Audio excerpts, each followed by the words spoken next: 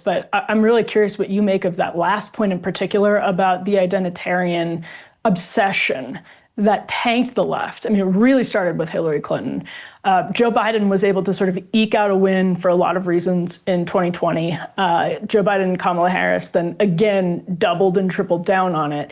And here, Zohran Mamdani, who is way further to the left on economic issues, certainly than Kamala Harris, Joe Biden, and Hillary Clinton is, actually was not out there like overwhelming his message with identity politics. And I wonder if you think, I wonder if you think the rest of the party is capable of doing what he did. And actually, even if he is capable of taking that all the way to Election Day in November.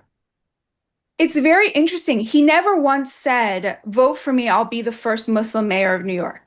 And that I heard. I mean, it's my understanding that he never said that. Somebody correct me if I'm wrong about that. But I think that's what you're talking about. Like, that took a lot of restraint, right? Because that was in the Hillary version, right? The lingua franca of the day. It was like, you call upon this historic nature of and so that, I think, was obviously very smart. He ran a really smart campaign.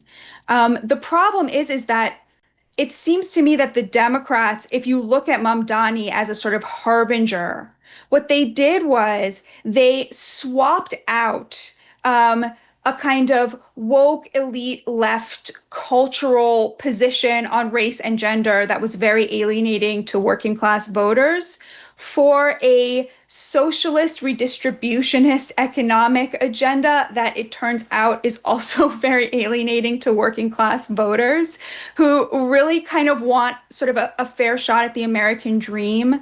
And he was right in diagnosing the problem.